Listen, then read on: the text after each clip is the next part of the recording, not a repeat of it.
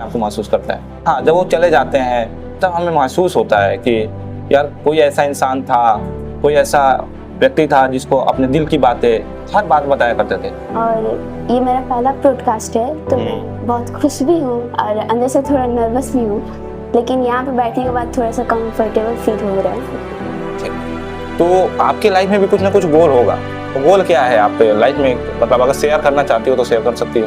तो हो सकता है कि सोसाइटी के लोग कहते होंगे या लड़कियों को घर में ही रहना चाहिए, लड़कियों को जो है घर में रहकर काम करना चाहिए। ये होता है हमारे अक्सर सोसाइटी के अंदर, हमारे समाज के अंदर ये बात कही जाती है। और अभी तक मैं जो कुछ भी हूँ वो अपने पेरेंट्स की बदौलत ही हूँ, क्योंकि मेरे पेरेंट्स अभी मुझको सपोर्ट नहीं किए होते तो मैं यहाँ शायद आज ना होती। कि अगर हमारे पेरेंट्स ही सबसे बड़ी हमारी ताकत है, और जहाँ हमारे पेरेंट्स का हमारे साथ हो जाता है, समझिए हम बहुत बड़ा योद्धा बन जाते हैं। जो सोशल मीडिया का यूज किया तो वो शुरू से मैंने स्टडी में यूज किया।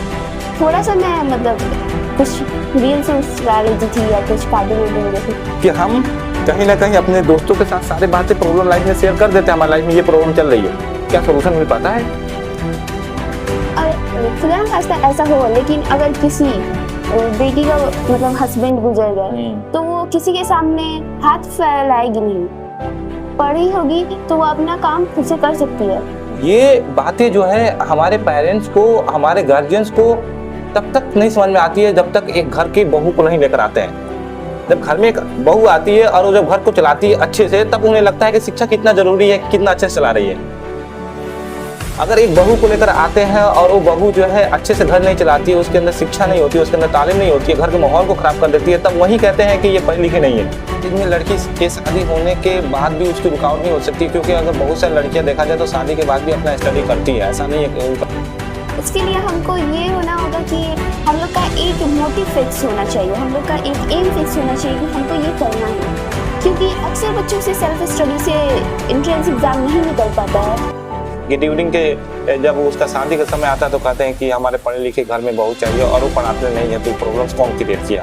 बच्ची तो नहीं किया ना, सोसाइटी ही तो किया, पेरेंट्स ने ही तो की।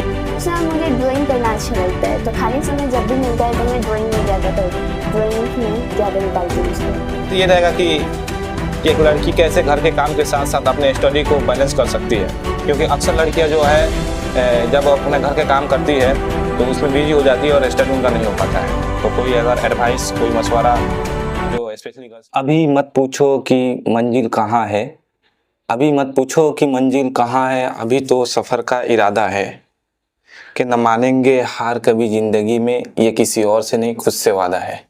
ये शेर आज इसलिए बोला क्योंकि हम आज जो है आपके सामने जो दिख रही है ये एक लड़की है, गर्ल्स है, और इसके लिए ये शेर मुझे लगता है कि सबसे बेहतर लगा, क्योंकि मैं आज की जो पॉडकास्ट है उसको स्टार्ट करने से पहले थोड़ा सा ब्रीफ इंट्रोडक्शन देना चाहूँगा।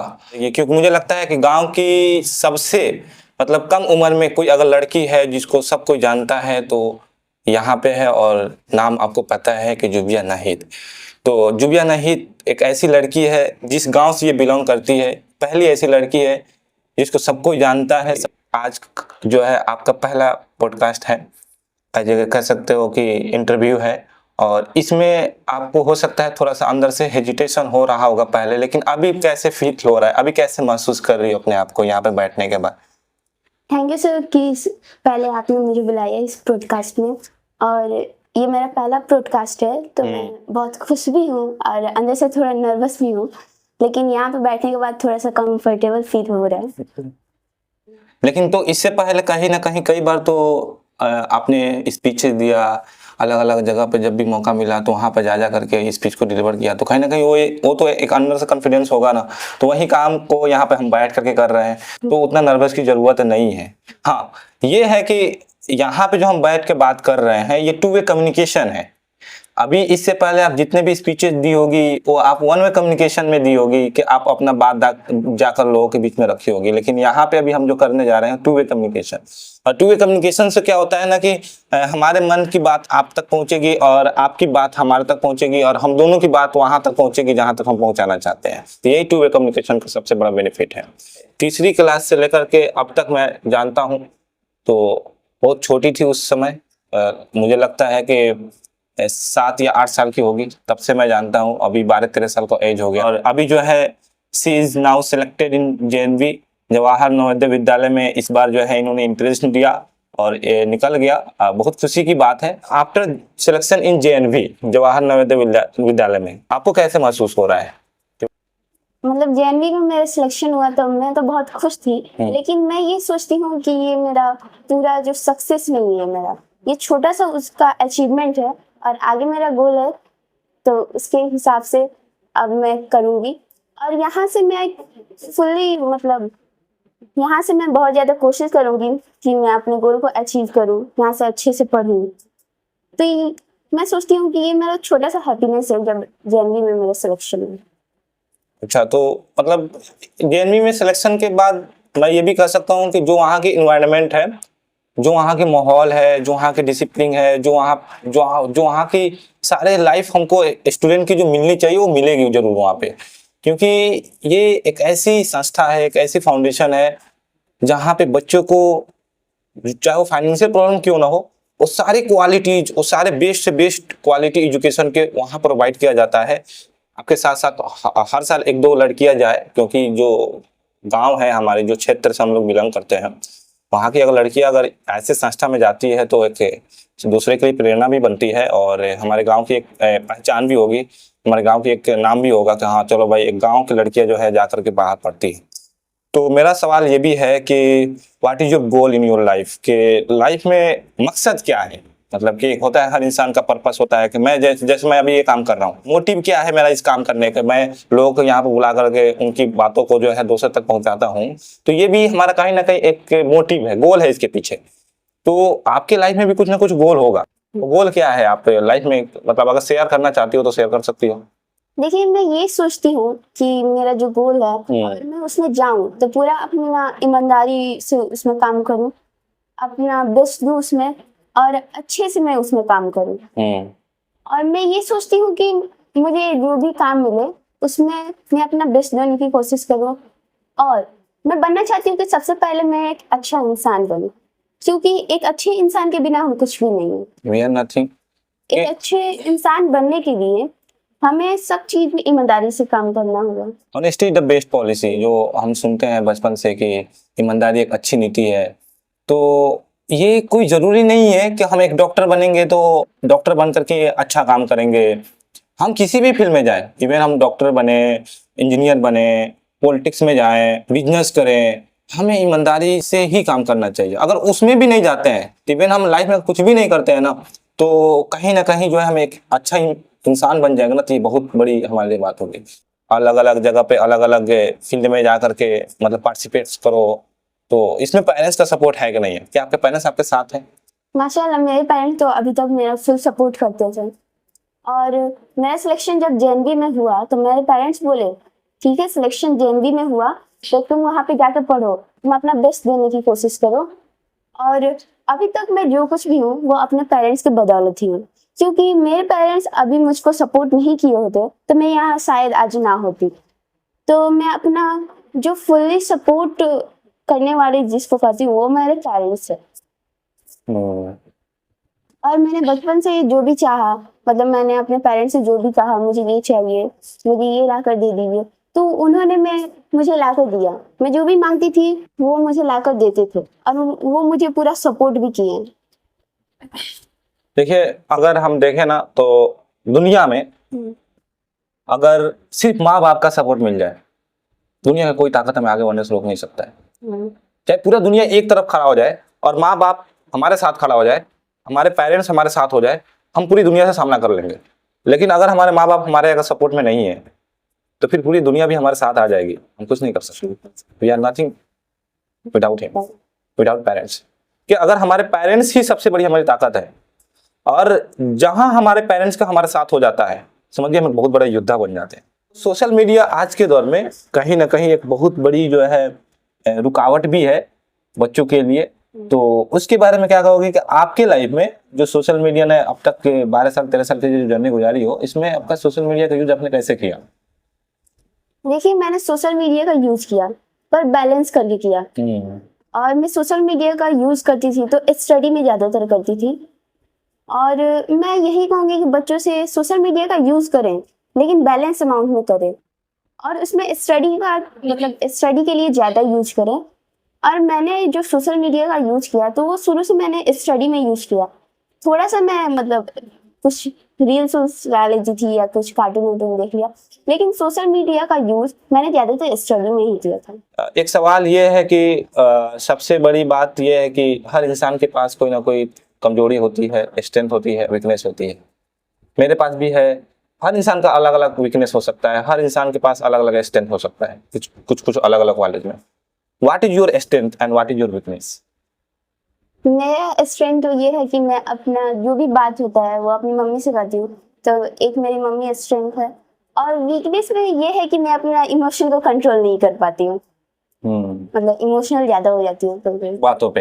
हाँ। तो ऐसा होता है, हर इंसान का अलग अलग है कि हाँ, ये सबसे बड़ी अच्छी स्ट्रेंथ है कि आप अपने माँ से हर बात को शेयर करती हो। और अच्छी बात है कि जब अपने माँ से बातों को शेयर करेंगे, और खास करके स्पेशली गर्ल्स जब अपने माँ से सारी बातें बताएगी तो उसकी लाइफ में दिक्कत नहीं हो सकती। जानते हो क्यों? क्योंकि एक बच्चा अगर अपने माँ से सारी बातें शेयर कर रहा है तो कहीं ना कहीं जो है उसके लाइफ में जो चीज भी सही हो रही होगी वो भी बात अपने माँ से बोलेगी। और एक लड़की अगर अपनी बात को अगर जो है अपने माँ से बोलती है तो वहां हो सकता है वो सही भी बात हो उसके जीवन में, लेकिन जो गलत है वो भी बोलेगी तो माँ उसे एक गाइड करेगी, देख बेटी ये तेरे लिए सही नहीं है, ये तेरे लिए जो है नुकसान हो सकता है। तो अगर हमने अपने माँ से अपनी बात को शेयर किया है तो कहीं ना कहीं जो है एक अगर वो हमारे लाइफ का गलत डिसीजन है, हमारे लाइफ में उसका गलत इफेक्ट पड़ने वाला है, तो फिर वहां पे माँ हमारे साथ रहेगी और गाइड कर सकती है। तो why girls education are important in nowadays? कि देखो आज गर्ल्स एजुकेशन जरूरी है, लेकिन क्यों जरूरी है? देखिए, आज के समय में गर्ल्स एजुकेशन बहुत जरूरी है, क्योंकि अगर एक लड़की पढ़ लेती है तो वो अपने राइट और रॉन्ग डिसीजन को समझेगी, अपने हक पे बोलेगी। और हम लोग जानते हैं कि एक बच्चे की जो पहला शिक्षक होती है वो उसकी माँ होती है। तो अगर लड़की एजुकेटेड होगी तो अपने बच्चों को अच्छी तालीम देगी, उसके अच्छे से परवरिश करेगी। और मतलब कोई भी ऐसा समय आ गया तो वो अपना काम खुद से कर लेगी, किसी के ऊपर डिपेंड नहीं रहना पड़ेगा।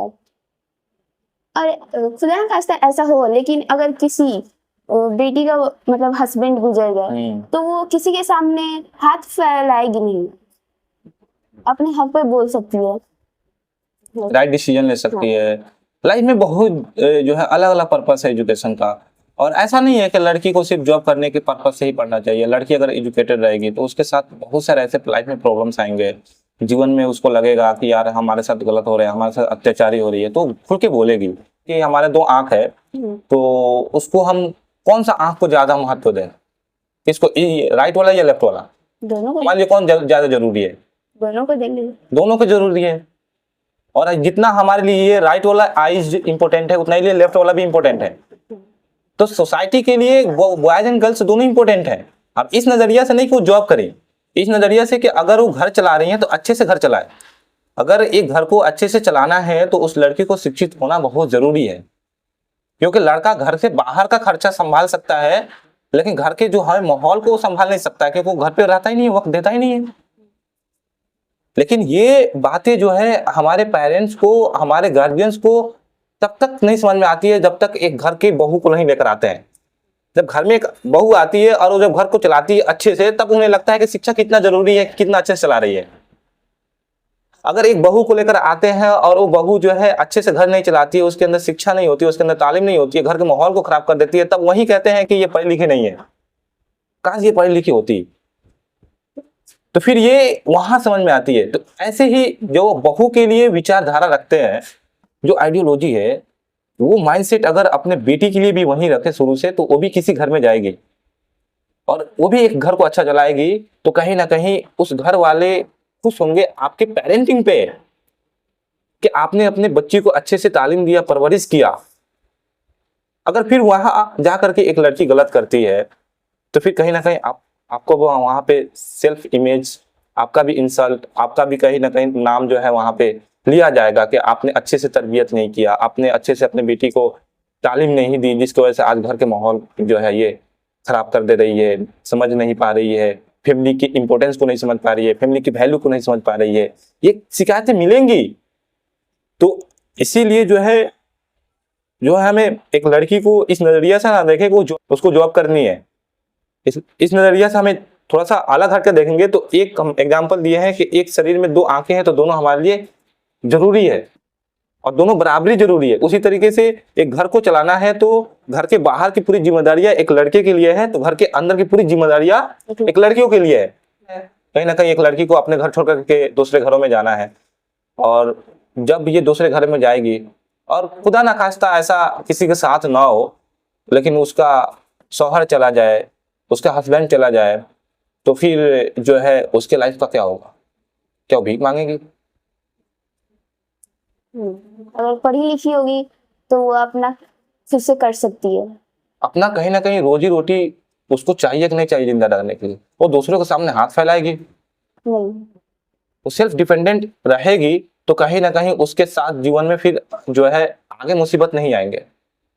तो अगर शौहर नहीं है, अगर उस केस में जो है एक लड़की को जो है दूसरे के सामने हाथ नहीं फैलाना पड़ेगा। और बाकी जो है अगर जॉब के पर्पज से देखा जाए तो बहुत सारे आज जॉब है जहां लड़कियों को जो है जाकर के वहां पे जो है जरूरत है। मेडिकल में जाकर के देखा जाए तो मेडिकल में बहुत सारे आज जो है हम सब कुछ चाहते हैं कि हम अपने जो है घरों के लेडीज को जो है लेडीज डॉक्टर से दिखाएं, पर ये नहीं चाहते हैं कि हम जो है घरों में जो है लेडीज है उनको डॉक्टर बनाएं। हम सब चाहते हैं कि आज जहाँ लड़कियां पढ़ती है वहां पे जो ट्यूटर के काम पे गर्ल्स हो, पर कोई गर्ल्स टीचर बनाना नहीं चाहता है। तो ये बहुत एक सोचने वाली बात है कि हम चाहते तो हैं कि ये हो कि यहाँ लड़की हो, यहाँ लड़की को जरूरत है, और फिर हम सोचते हैं कि नहीं लड़की करके क्या करेगी। उसके बाद से मेरा सवाल है कि have you any interest in other activities with your studies? Study के साथ साथ कोई ऐसा एक्टिविटी जो इंटरेस्ट हो अच्छे से? हाँ, मुझे पब्लिक स्पीकिंग में इंटरेस्ट है। मतलब मुझे जहाँ भी मौका मिला है मैंने वहाँ पे बोला है, मैंने पब्लिक स्पीकिंग किया है। और दूसरा मुझे ड्राइंग करना अच्छा लगता है, तो खाली समय जब भी मिलता है तो मैं ड्राइंग में ज़्यादा निकालती हूँ उसको। अच्छा, तो पब्लिक स्पीकिंग बचपन से ही इंटरेस्ट है? हाँ। पब्लिक स्पीकिंग है वो बाद में आया या शुरू से ऐसे थे, अपने से खुद से था? नहीं, शुरू से था, थोड़ा मोड़ा था, लेकिन जब और लोगों को देखा तब और मतलब अंदर से आया कि मुझे भी करना चाहिए। इससे क्या होता है ना, एक आपका पर्सनालिटी ग्रूम करता है। मान के चलिए कि अगर आप एक स्टूडेंट हो और अगर आपके अंदर ये पब्लिक स्पीकिंग वाला स्किल्स है, तो होता क्या है कि आप ही के जो बच्चे होते हैं, आप ही के जो साथ वाले होते हैं, आपको लीडर के तौर पर देखते हैं। आप एक लीडरशिप आपके अंदर क्वालिटी है, चाहे क्लास के अंदर हो या क्लास के बाहर हो या घर के अंदर हो। हमें जो है एक अलग ही नजरिया से देखा जाता है। ये एक जो है एक अलग पर्सनालिटी शो करता है हमारा। अच्छा, कि एक लड़की कैसे घर के काम के साथ साथ अपने स्टडी को बैलेंस कर सकती है, क्योंकि अक्सर लड़कियां जो है जब अपने घर के काम करती है तो उसमें बिजी हो जाती है और स्टडी उनका नहीं हो पाता है। तो कोई अगर एडवाइस, कोई मशवरा जो स्पेशली गर्ल्स के लिए हो और जो इनके साथ ऐसा केस होता हो? देखिए, लड़की घर के काम के साथ साथ पढ़ाई भी कर सकती है। जैसे घर का काम तो ज्यादातर सुबह और शाम में होता है, तो बीच का जो खाली समय होता है तो उसमें वो स्टडी के लिए निकाल ले। और जैसे कि हम लोग देखते हैं कि कई ऐसे लड़के होते हैं जो जॉब के साथ साथ मतलब कुछ का तैयारी भी करते हैं, एंट्रेंस लेवल का तैयारी करते हैं, यूपीएससी का तैयारी करते हैं, तो वो जॉब भी करते हैं और पढ़ाई भी करते हैं। वो कैसे कर पाते हैं? वो सुबह में पढ़ते हैं, फिर से उसके बाद जॉब में चले जाते हैं, फिर से थोड़ा सा लंच टाइम हो गया या रिसेस टाइम हो गया तो उसमें वो पढ़ते हैं और रात में पढ़ते हैं। तो इसी तरह हम लोग को भी करना चाहिए, क्योंकि हम लोग का जो ज्यादातर काम होता है वो सुबह और शाम में होता है, तो बीच में हमको जो टाइम मिले उसमें हम लोग स्टडी में निकाले उसको। लड़की की लाइफ में 2-3 ऐसे मेजर प्रॉब्लम आते हैं जिनके वजह से उनको जो है अपने स्टडी को रोकना पड़ता है। तो अक्सर लड़की के साथ ऐसा प्रॉब्लम होता है। तो 2-3 मेजर प्रॉब्लम क्या हो सकता है जो लड़की के लाइफ में एक स्टडी का एक रुकावट पैदा हो? कोई अगर 2-3 पॉइंट जो मेजर लगे, जो सारे लड़कियों के अंदर ऐसे हमें देखने को मिलता है। देखिए, सबसे पहला पॉइंट ये है कि पेरेंट्स उसको इजाजत नहीं देते हैं, क्योंकि वो आसपास की एरिया को देखते हैं और हम इस एरिया से आते हैं जहाँ पे लड़की को ज्यादा पढ़ने का मौका नहीं दिया जाता है। तो पेरेंट्स ये देखते हैं कि यहाँ से लड़की नहीं पढ़े है तो हम लोग अपनी लड़कियों को क्यों पढ़ाए। दूसरा कि वो घर के कामों में ज्यादा मगन हो जाती है, घर के काम ज्यादा करने लगती है तो पढ़ाई नहीं कर पाती है, क्योंकि उनसे मैनेज नहीं हो पाता है। और अक्सर लड़कियां यही करती है कि अगर वो थोड़ा सा घर का काम कर ली तो उसी में वो लग जाती है, पढ़ाई में मतलब मन नहीं लगाती है, पढ़ाई के लिए टाइम नहीं निकाल पाती है। तीसरा ये है कि हम जिस एरिया से आते हैं, जिस रीजन से आते हैं, उसमें लड़कियों को ज़्यादा पढ़ने का मौका नहीं दिया जाता है। सोसाइटी एक वहाँ पे एक तीसरा रीजन हो सकता है। ये भी डाल सकते हो चौथा पॉइंट में कि जो है लड़की की जो है रुकावट जो है कम एज में शादी हो जाती है, जिसकी वजह से फैमिली की प्रेशर, फैमिली की जो है रिस्पॉन्सिबिलिटी ज़्यादा बढ़ने की वजह से वो अपना डायरेक्शन जो है उधर ना करके जो है अपने फैमिली में इन्वॉल्व हो जाती है। तो ये भी एक प्रॉब्लम हो सकती है। बाकी आपने पहला दूसरा तीसरा पॉइंट जो बताया वो मेजर प्रॉब्लम सारी लड़कियों के साथ ऐसा होता है। मैं भी इससे एग्री हूँ, इससे सहमत हूँ। आगे बढ़ते हैं। आगे आपका एक सवाल है कि एंट्रेंस एग्जाम की तैयारी जो है बहुत सारे बच्चे जो है जाते हैं और जा करके जो है बड़े कोचिंग ज्वाइन करते हैं, जाकर शहरों में जाकर पढ़ते हैं। पर मेरा एक सवाल है, क्या जो बच्चा इतना अफोर्ड नहीं करता है, फाइनेंशियल प्रॉब्लम है, अच्छे से उसका बैकअप नहीं उसके पास, तो क्या वो चाहे सेल्फ स्टडी करके जो है एंट्रेंस एग्जाम को क्रैक करना तैयारी करके, तो पॉसिबल है? क्या ऐसा हो सकता है? हाँ, पॉसिबल है। मतलब सेल्फ पढ़ाई से हम लोग एंट्रेंस एग्जाम को मतलब कर सकते हैं। इसके लिए हमको ये होना होगा कि हम लोग का एक मोटिव फिक्स होना चाहिए, हम लोग का एक एम फिक्स होना चाहिए कि हमको ये करना है। क्योंकि अक्सर बच्चों से सेल्फ स्टडी से एंट्रेंस एग्जाम नहीं निकल पाता है, तो इसके लिए हमें एक मोटिव फिक्स करना होगा और टाइम मैनेजमेंट करना होगा। लड़की अलग अलग प्रोफेशन में आईएएस ऑफिसर का जब रिजल्ट आता है तो फर्स्ट सेकंड थर्ड टॉपर में मैक्सिमम जो गर्ल्स का ही रिजल्ट देखने को मिलता है। टीचिंग में जो बीपीएससी का टीचर आता है तो उसमें सबसे जो है ज़्यादा मतलब मैं देखता हूँ मतलब कि लड़की अगर उसी प्रोफेशन में जाती है। तो मेरा एक सवाल है कि टीचिंग को लेकर के कि क्या जो है teaching profession is a good opportunity to any girls और नॉट? अगर है तो वाई, क्यों है? क्या प्रोफेशन ये लड़की के लिए सबसे बेस्ट हो सकती है? मेरे हिसाब से तो टीचिंग प्रोफेशन लड़की के लिए सबसे बेस्ट है, क्योंकि उसमें लड़कियों को क्लासेस जाके करवाना होता है, मतलब एक रूम के अंदर वो करवाएगी। और सब फील्ड में ऐसा है कि उसको फील्डिंग करना पड़ता है, दूसरी जगह जाना पड़ता है। तो मेरे हिसाब से तो यही सही है कि लड़कियों के लिए ज़्यादा टीचिंग प्रोफेशन गुड है। हाँ, क्योंकि इसमें ये है ना कि इसमें सबसे बड़ी चीज प्रोटेक्शन है, लड़कियों के लिए सेल्फ प्रोटेक्शन है। और आउटडोर नहीं है, मतलब आउटडोर कहने का मतलब कि फील्ड वर्क इसमें बहुत कम है, फिजिकली वर्क ज़्यादा नहीं करना है। जो भी करना है क्लास के अंदर एक अच्छे environment, clean environment, transparent environment के अंदर हमें रह करके जो है काम करना होता है। तो लड़की को अगर मेरे हिसाब से सबसे अगर बेस्ट एंड सेफ अगर जो है प्रोफेशन लगता है, अगर वो जॉब करना चाहती है तो टीचिंग ही लगता है। और इससे क्या होगा कि उसका एक कहीं ना कहीं बच्चे के अंदर बीच में रह करके जो है वो जो काम करेगी तो वो एक पेरेंटिंग के तरीके से वहां पे अपने आप को भी बिल्ड कर रही है कि इतने सारे बच्चों को कंट्रोल कर रही है। जब वो 40-50 बच्चों को कंट्रोल कर सकती है तो अपने घर के अंदर जो 15-20 मेंबर्स हैं उनको भी अच्छे से वो संभाल सकती है। ये बहुत जरूरी है। लास्ट मैसेज कहूंगा कि what is your last message to our students and also our parents को आप क्या मैसेज देना चाहोगी? और जितने भी स्टूडेंट आपको देखेंगे या देख रहे हैं तो उनको आप क्या मैसेज देना चाहोगे? मैं पेरेंट्स को ये मैसेज देना चाहूँगी कि आपके जितने भी बच्चे हैं उनको ज़्यादा रूल के अंदर ना रखें, उनको थोड़ा सा रूल से फ्री भी करें, लेकिन ज़्यादा फ्री ना करें। अगर ज़्यादा फ्री हो जाएंगे तो वो निगेटिव वे में चले जाएंगे। और ज़्यादा स्ट्रिक्ट भी ना करें कि वो अपना बात आपसे ना कह सके।